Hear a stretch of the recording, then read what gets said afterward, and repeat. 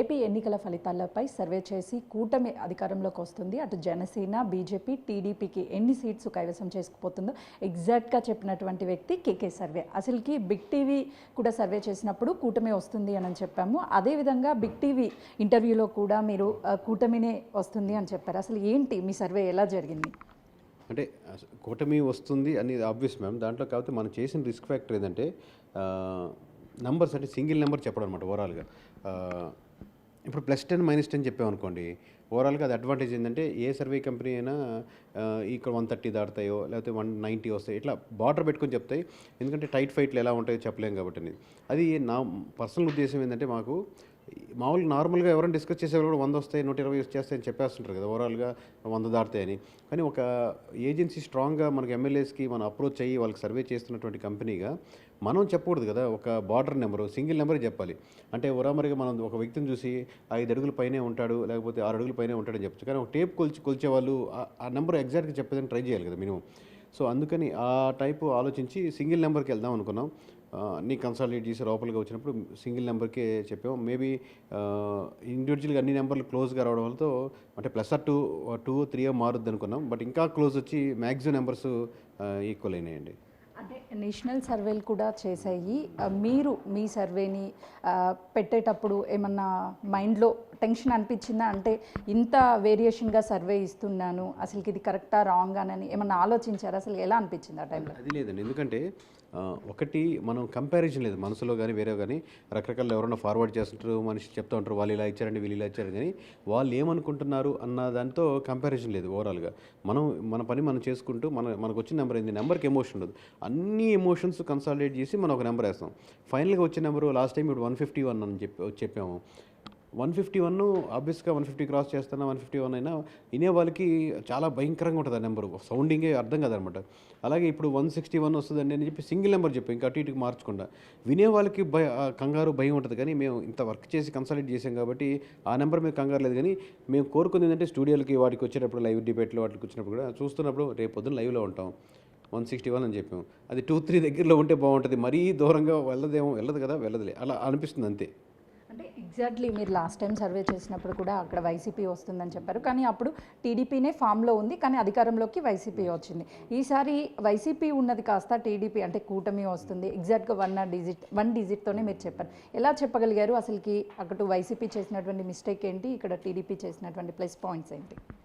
అంటే ఓవరాల్గా మన ప్యాటర్న్ ఏంటంటే అండి, మనం ఎమ్మెల్యేని అప్రోచ్ అయ్యి అయ్యా మీకు సర్వే చేసి పెడతాం విలేజ్ వారీగా అని అప్రోచ్ అవుతాం. అంటే లాస్ట్ టైం అంటే మనం అప్రోచ్ అయ్యాము, ఈసారి వాళ్ళు ఆల్రెడీ లాస్ట్ టైం సక్సెస్ అయ్యాం కాబట్టి వాళ్ళని వాళ్ళు పిలిచి చేయించుకుంటూ ఉంటారు. సో వాళ్ళకి విలేజ్ వారీ సర్వే ఓకే కావాలి అనుకున్నప్పుడు అదే అమౌంట్తో మనకు కొంచెం చుట్టుపక్కల నియోజకవర్గాలు కూడా మండల వారీగానో లేకపోతే హై లెవెల్గా ఎలా ఉందనో రకరకాల సర్వే చేసుకుంటూ ఉంటాం. ఇది ప్యాటర్న్ వచ్చేసి ఇనిషియల్గా మనం బేసిక్ శాంపుల్స్ మనం తీస్తాం. రెండో లేయర్ వచ్చేసి కంప్లీట్గా మన అంటే డేటా సైన్స్ ఉపయోగించుకొని మనం దాని ఎమోషన్స్ని కన్వర్ట్ చేస్తాం. ఎలా ఉంది, ఎవరెవరు కన్వర్ట్ అవుతున్నారు, ఎలా ఓట్ బ్యాంకింగ్ మారుతుందని మన డేటాను ఉపయోగించుకొని చేసుకుంటాం. మూడో లేయర్ వచ్చి మనకు స్లీపర్ సెల్స్ అనే కాన్సెప్ట్ ఉంది. ఏంటంటే దాంట్లో ప్రతి నియోజకవర్గంలో ఎవరెవరు మనకు తెలిసిన పర్సన్స్, బాగా అంచనా ఉన్న వాళ్ళు, ఇటు సైడ్ ఎమోషనల్ కనెక్షన్స్ లేని వాళ్ళతో మనం కనెక్ట్ అయ్యి వాళ్ళతో విలేజ్ వారీ రిపోర్ట్ ఒకటి తీసుకుంటాం. నాలుగోది వచ్చి మనం కంప్లీట్ అవుట్ సోర్సింగ్ కూడా ఇస్తాం. ఒకటి విలేజ్ వారీ రిపోర్ట్ వాళ్ళు ఏవైతే అడిగారో అది యాజ్ ఇట్ ఈస్గా అవుట్ సోర్సింగ్ ఒక వేరే కంపెనీకి ఇచ్చి వాళ్ళతో చేపిస్తాం. ఇప్పుడు ఈ 4 వచ్చినటువంటి లేయర్స్ని వడగట్టి కలిపి మనం ఒక రిపోర్ట్ తయారు చేసి దాన్ని నేను విలేజ్ వారీగా అడిగినప్పుడు ఒకసారి పర్సనల్గా నియోజకవర్గానికి వెళ్ళి ఒక మండలంలో 2 విలేజ్లు వెతుక్కొని నా దగ్గర పెట్టుకొని డేటా, అయ్యా మాకు ఇలా ఇక్కడ కూటమికి 70% వస్తుంది, వైఎస్ఆర్సీపీకి 30% వస్తుంది, కరెక్టేనా అనుకొని అడిగి వెరిఫై చేసి మనం ఇస్తామండి ఓవరాల్ రిపోర్ట్. అంటే మిగతా సర్వేకి మీ సర్వేకి చేసే టైంలో ఏమైనా వేరియేషన్ ఉంటుందా? అసలు ఏంటి అది కంపేర్ చేయలేనండి. అది ఎందుకంటే వాళ్ళు ఏ మెథడాలజీ వెళ్తున్నారు అది వాళ్ళ ఇష్టం, అది వాళ్ళ ఆప్షన్ అది కదా. మన వెహికల్ ఏంటి, మన వెహికల్ వెళ్తున్నాం దాన్ని బట్టి మనకు ఐడియా ఉంది, కానీ అది వాళ్ళ ఇష్టం. బట్ ఫైనల్గా నేను ఒక్కటి చెప్పగలనంటే ఏ ప్యాటర్న్ అయినా కానీ మీకు ఈస్ట్ వెస్ట్ అవ్వకూడదు. +10 20 లేకపోతే అట్లా నియోజకవర్గాలు ఎవరికైనా వాళ్ళకి మనకు తేడా ఉండొచ్చు. రేపొద్దున మనం ఒక 5 నియోజకవర్గాలు మిస్ అవ్వచ్చు రేపొద్దున చెప్పే నెంబర్కి. బట్ ఓవరాల్గా అంటే 95% 98% వరకు accuracy okay. But east west అవ్వకూడదు ఎప్పటికీ. అంటే అసలుకి సింగిల్ డిజిట్ అని అంత కాన్ఫిడెంట్గా ఎలా చెప్పగలిగారు? అసలు భయం అనిపించలేదా? భయం అనిపించింది అంటే నాకు చిన్నప్పటి నుంచి ఎస్పీఎల్గా చేశాను, స్టేజ్ ఫియర్ కూడా లేదు. ఒకసారి స్టేజ్ ఎక్కిన తర్వాత ఆ నెంబర్స్ చూస్తే మనకు ఇప్పుడు ఎమోషనల్గా బైక్ ఎక్కే వరకు మా డ్రైవర్ని కూడా వాళ్ళని అడుగుతాను, ఎలా చెప్తాం భయం వేస్తూ ఉంటుంది అని అంటుంటారు మామూలు సహజంగా. కానీ వన్స్ స్టేజ్ ఎక్కాక ఆ నెంబర్ చూస్తే మనకు నెంబర్ మాట్లాడుతుంది కాబట్టి కాన్ఫిడెంట్గా మాట్లాడుతుంటాం అక్కడ.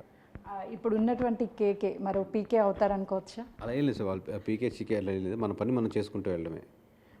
ఫ్యూచర్ ప్లానింగ్స్ ఏంటి? అంటే ఇప్పుడు మీ సర్వే లాస్ట్ టైం కావచ్చు, ఈ టైం కావచ్చు సక్సెస్ఫుల్గా వెళ్తుంది. అసలు ఇంకా ప్లాన్స్ ఏంటి? కేకే ఇంకెక్కడికి వెళ్ళబోతున్నారు? ఇంకెక్కడికి వెళ్ళలేదు, సాయంత్రం అయితే ఇంటికి వెళ్ళిపోతాను. బట్ ప్రస్తుతానికైతే ఇంక ఇది ఇప్పుడే రిజల్ట్స్ వచ్చాయి కాబట్టి అంత టీంతో కూర్చొని డిస్కస్ చేసుకొని ఫర్దర్ ప్లాన్స్ అన్ని మాట్లాడుకుంటామండి. అంటే మీరు సర్వే చేశాక మీకు ఎలాంటి కాల్స్ అయినా వచ్చాయా? లేదు అంటే గతంలో మీరు చేసిన సర్వే తర్వాత ఎగ్జాక్ట్గా వచ్చింది అని చెప్పేసి ఎవరైనా రాజకీయ పార్టీ నాయకులు మిమ్మల్ని అప్రోచ్ అయ్యారా? ఇప్పుడు దాదాపుగా మనం ఎలక్షన్ స్టేజెస్లో నుంచి దీంట్లో ఒక 1000 కాల్స్ ఉంటాయండి. నేను 1000 కాల్స్లో మధ్యలో ఇంటర్వ్యూ తర్వాత ఇంటర్వ్యూలో 10 కాల్స్ అటెండ్ చేసింది. సో ఎవరు కాల్ చేశారు ఎవరు అనేది ఏం లిఫ్ట్ చేయలేదు. సో తర్వాత చూడాలి ఎవరెవరు చేశారు అనేది నిదానంగా. Thank you. అయితే చూసాం కదా కేకే సర్వే త్వరలోనే, ఎందుకనంటే ఇప్పుడు చేసినటువంటి 2 సర్వేలు కూడా ఎగ్జాక్ట్గా చెప్పినటువంటి డిజిట్స్ వచ్చాయి కాబట్టి ఫ్యూచర్లో కూడా అంటే వాళ్ళ టీంతో కలిసి ఇంకా కూడా సర్వేస్ చేస్తామని చెప్తున్నారు. కెమెరామెన్ హుసేన్తో Sujatha, Hyderabad. For more videos like this, subscribe Big TV channel.